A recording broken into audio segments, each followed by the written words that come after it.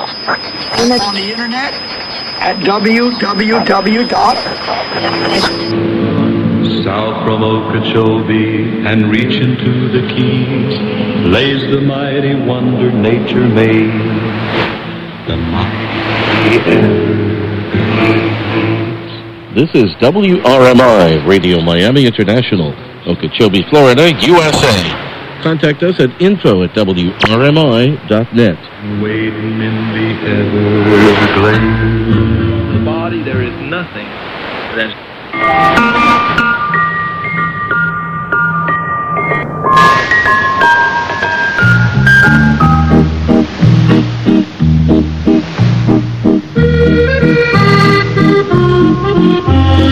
Hello and welcome to Wavescan, the international DX program from Adventist World Radio. Researched and written in Indianapolis by Dr. Adrian Peterson and produced in the studios of WRMI Shortwave in Okeechobee, Florida. I'm Jeff White. This is edition NWS 674 for release on Sunday, January 23rd, 2022. Today on Wavescan, the radio scene on the outlier islands of New Caledonia in the South Pacific. We have DX news from around the world. The HFCC A22 conference begins, and our Australian DX report.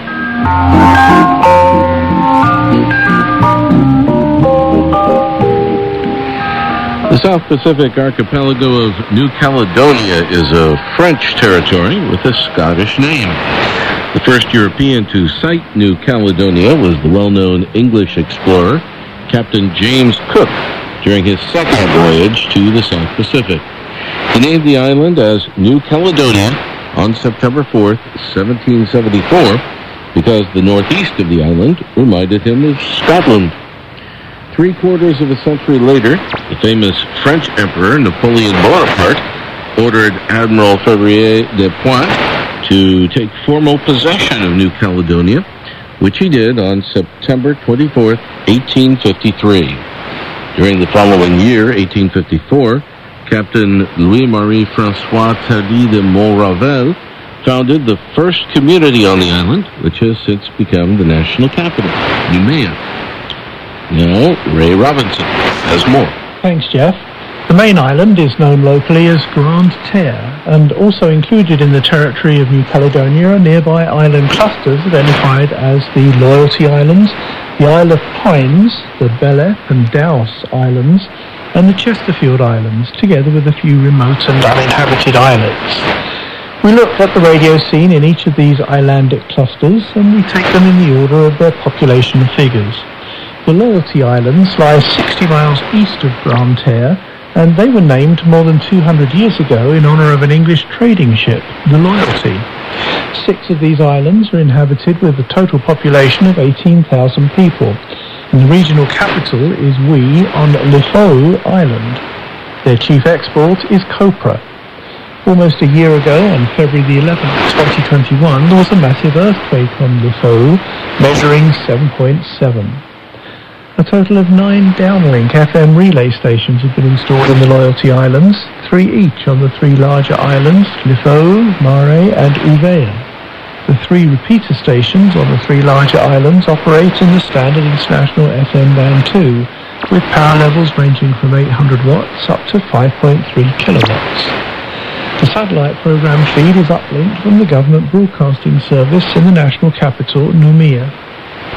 Occasional amateur de-expeditions have been conducted in the Loyalty Islands, such as the 2010 event as FK/W3HQ. There's been no significant radio event on any of the 3 smaller inhabited islands, Nuli, Tiga, nor Falava.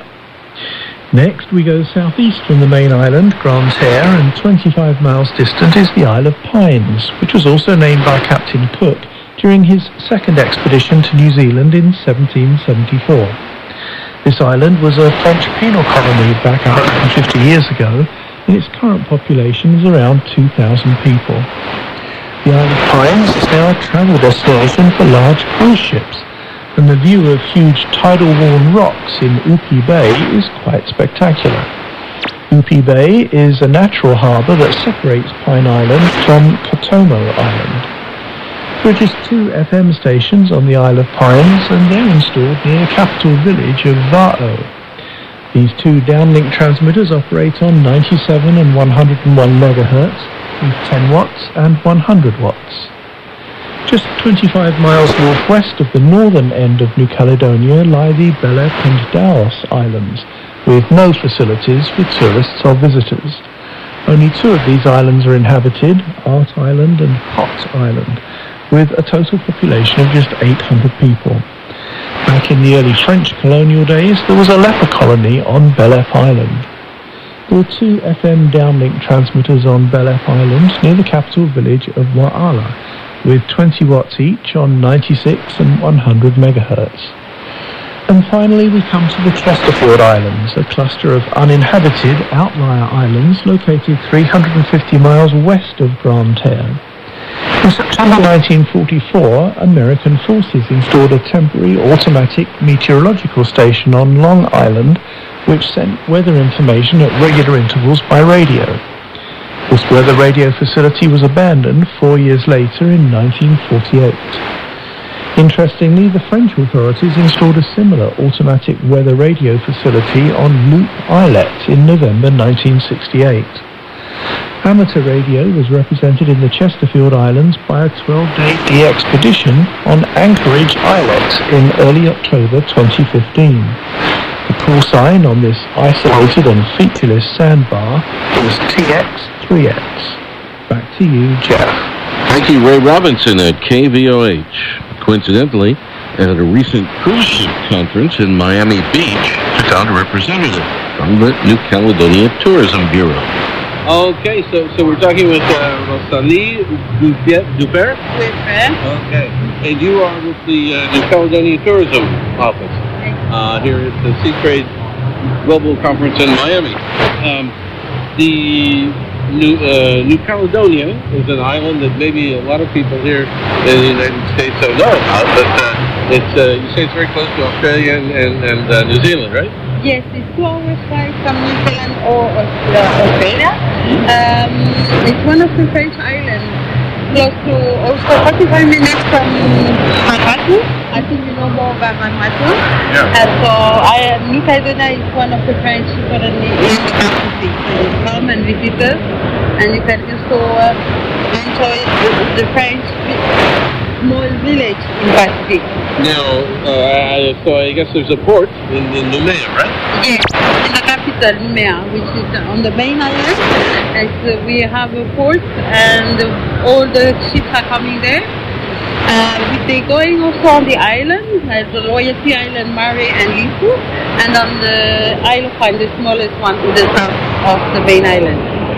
Now, is the cruise industry in New Caledonia, is that a fairly new thing, or has it been going on for a long time? It's been going on for a long time, but it was like we had like not a lot of cruise ships coming before. For the last 10 years, we have like more than now 500 calls per year, which is quite a lot for us. And now we're preparing to open new destinations. We hope to open new protocols. Now, when one of those big cruise ships comes into port in Noumea, I assume it's a fairly small city. It must be an important thing for trading commerce there. We do have quite a lot of shops, not that enough, but Noumea is the capital, so we have like shops, and we're now working because they have like working only at the French time, not during the weekend, or so we're planning to work with all the shops and the cities to open things when the ships come and make life easier for the cruiser when they arrive, not have everything closed for the bank holidays or during the Sunday. Now, what can people buy there? What are the typical products in New Caledonia? They buy like local dresses. We found out that even the ladies coming from Sydney, because we have all the ships coming are based in Sydney. So all the people coming from Sydney, they ask many calls. They're coming back, like we have returning. Even we don't have the exact figure, but we have a lot of people coming back on holiday, not only on the cruise, but they became like a tourist. So cruise is an introduction for them. Exactly, which is very good for us, and we're very happy to welcome other cruisers and also the tourists. Now, if you're on a cruise and you're in Caledonia for one day, what can you see? What are the interesting attractions? If you coming to Nouméa, you need to take like the boat and go in the Duck Island or even to the Paramedi, which is a nice trip. You have everything organized there. You can have lunch on the island, and you have also the city tours of Nouméa.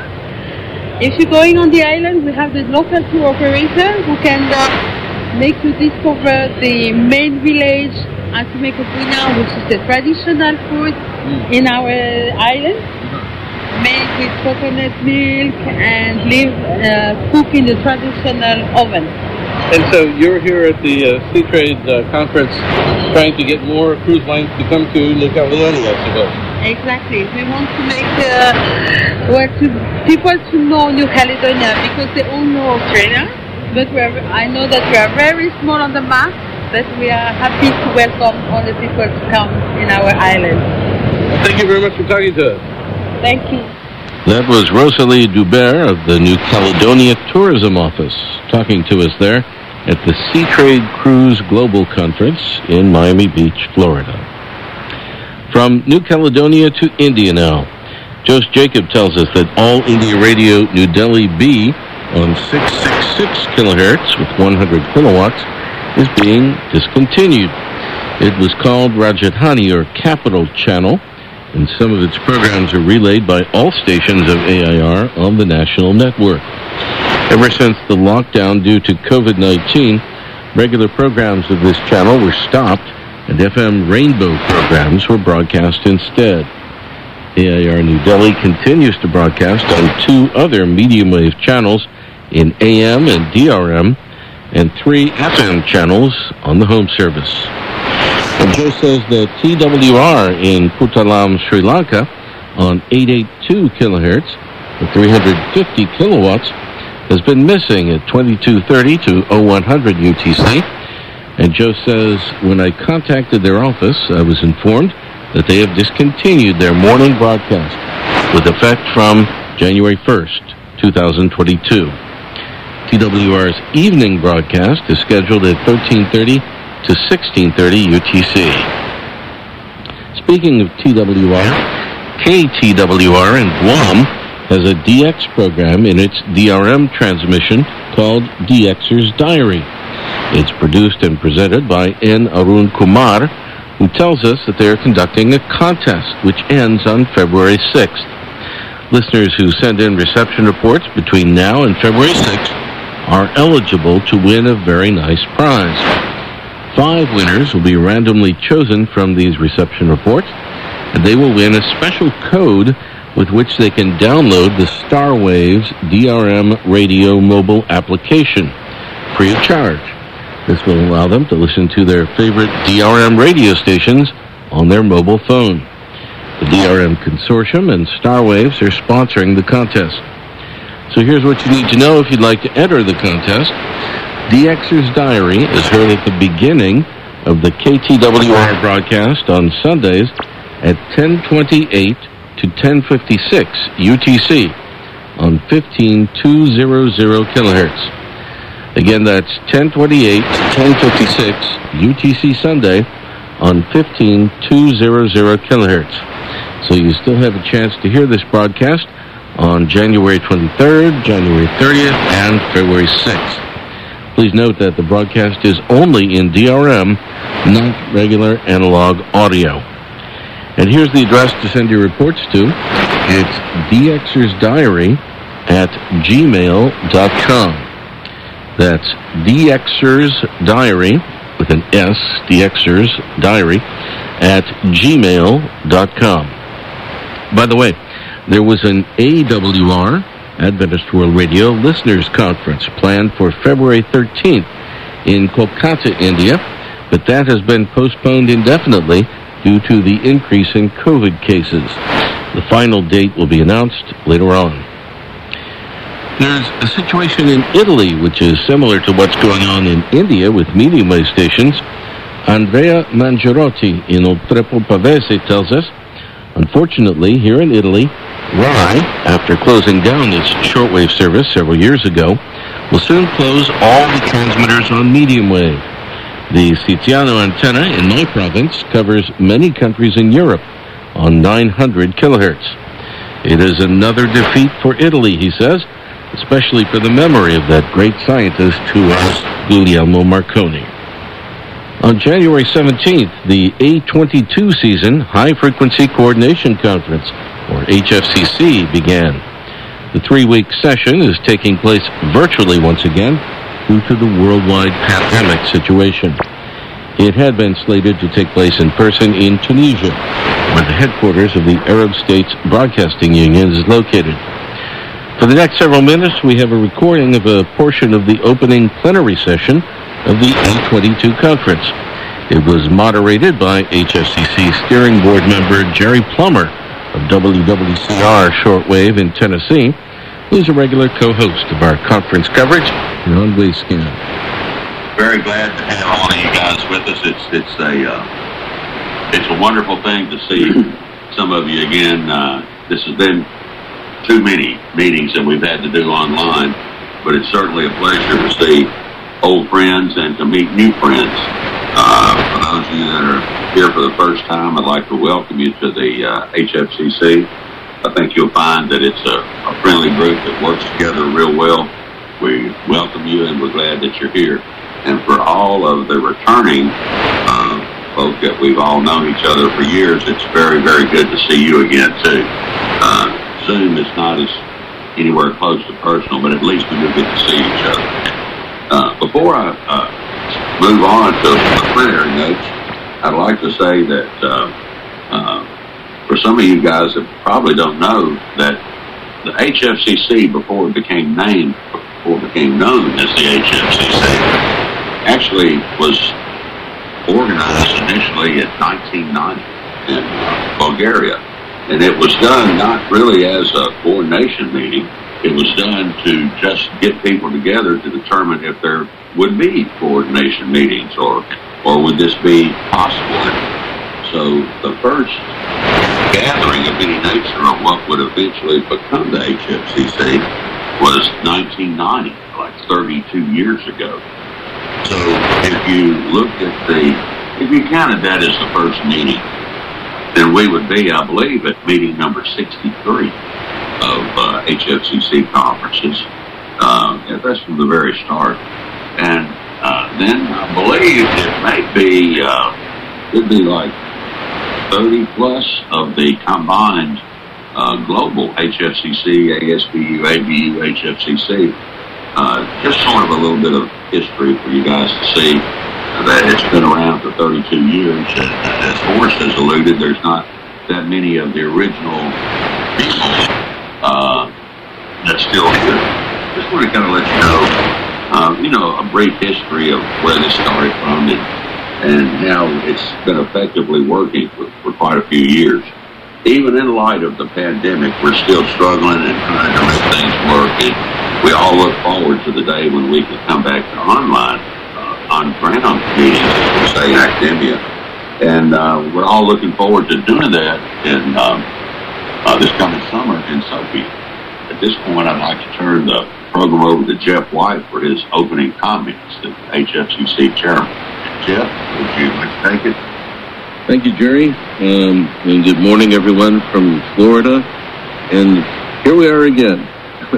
I never would have thought that we would be having yet another virtual coordination conference, but the pandemic has foiled all sorts of plans over the past 2 years now, and apparently it has not finished yet.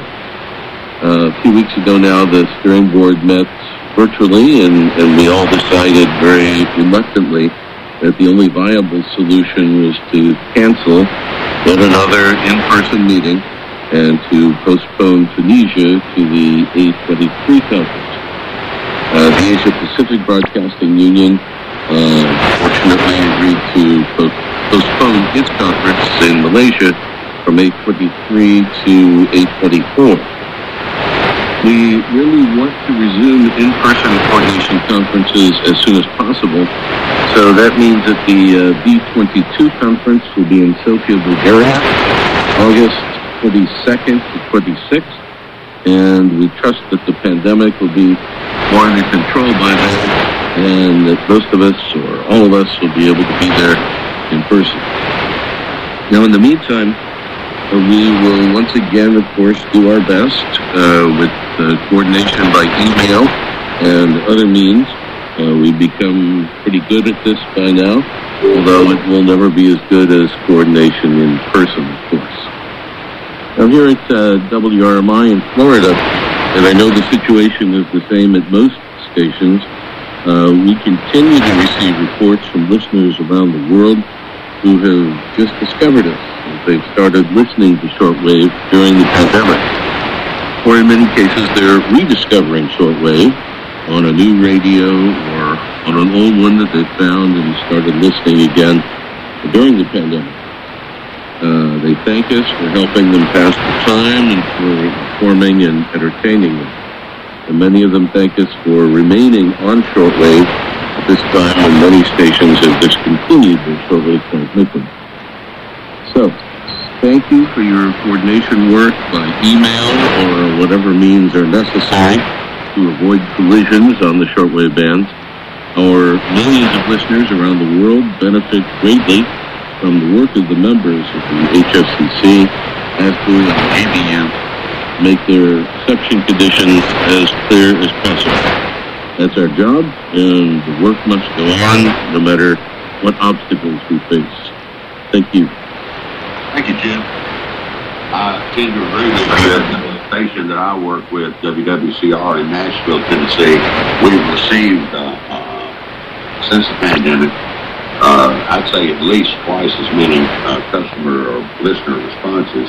And as you say, Jeff, they have used the pandemic to get back into shortwave, but try to dig up an old shortwave. But we also have had quite a bit of increased response from listeners during this. Thank you again for your opening comments, Jeff. I'm not sure if Mosen is here. Mosen, are you from ASBU? Mosen, are you here? Would you like to? Okay. Yes, welcome. Welcome to everybody. So, on behalf of the ASBU, we welcome all participants in this conference to participate with us for this new coordination meeting, this new conference, this plenary meeting. And on behalf of us, we express our regret for the impossibility of organizing the conference in person due to the development of the pandemic in the world, and in the aim to preserve the safety of all. So we hope that the conference will be, the next conference, A23, will be organized in Tunis, Tunisia, next year. And it will be, we hope, organized in the ASBU hotel, which is now ready. And I hope next year we'll have the opportunity to continue our work on coordinations in in-person conference. So we hope that the coordination work will be crowded with success. And we thank you again, and you have the floor. Thank you very much. That was Mohsen Gomam of the Arab States Broadcasting Union. And that was part of the opening of the HFCC A22 Shortwave Frequency Coordination Conference on January 17th. We'll have more from that session next week on Wavescan. Now it's over to Melbourne, Australia. Here's Bob Padula. This is a summary of notable frequency occupancy across the time span 03:45 to 05:15 mid-afternoon recently here in Melbourne. These bands were dominated by a short path daytime mode signal from Asia, the Middle East, Africa and the Far East. Reception was actually at the field site in Westerfolds Park in the outer eastern suburb of Templestowe in Melbourne, using the small Eaton portable radio with a 2-metre random antenna. The signals noted included the following: 11620 China National Radio Network 5, 11650 Madagascar, Tunnel Hoods, the political station serving South Sudan, from the Talata relay station in the Yuba language. 11760 China National Radio Network 1, 11860 Saudi Arabia, the main Arabic service, 11875 the UAE, the Voice of America from the Tabaya relay station with programming in Somali, 11800 China National Radio Network 2, 11825 Japan, NHK Radio Japan from the Yamata transmitting station in Chinese, 11840 Taiwan Radio Taiwan International in Chinese, 13590 China Radio International from a Beijing transmitting site in English, 13790 Madagascar, BBC from the Talata relay station with programming in Somali. Thank you very much, Bob.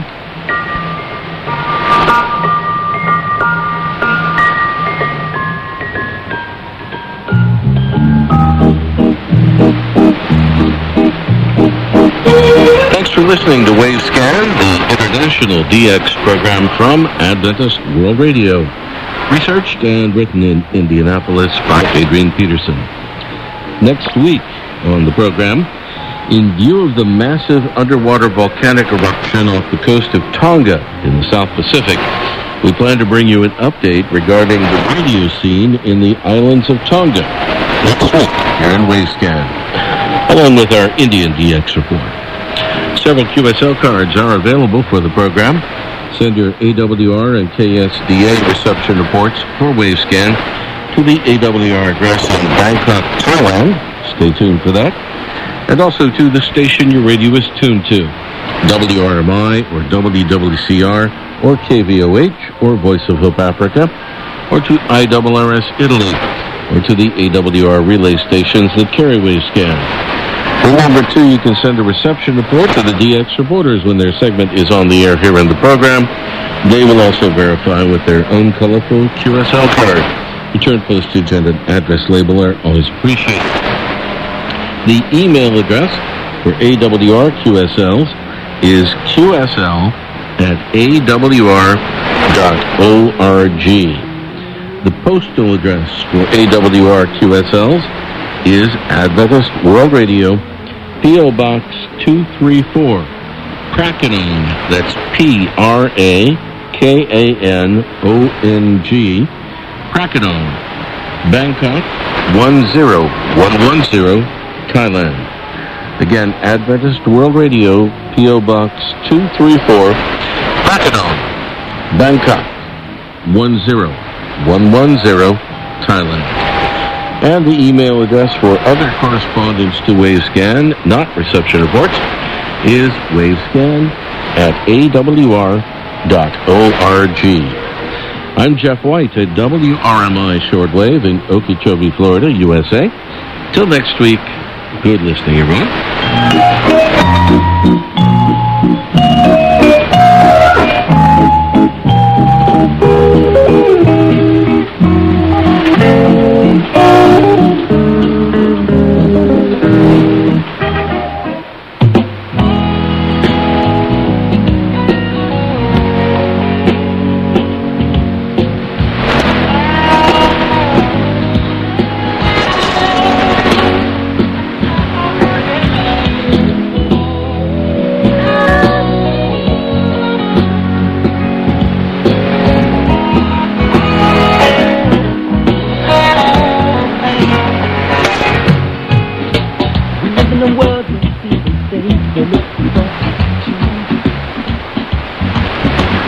I'm Rudy Espinal in Santo Domingo, Dominican Republic, and this is WRMI, Radio Miami International, Okeechobee, Florida, USA, and www.wrmi.net. Send us your comments and reception reports to info@wrmi.net or to WRMI, P.O. Box 526852, Miami, Florida 33152, USA. Hello. Welcome to Searching His Word.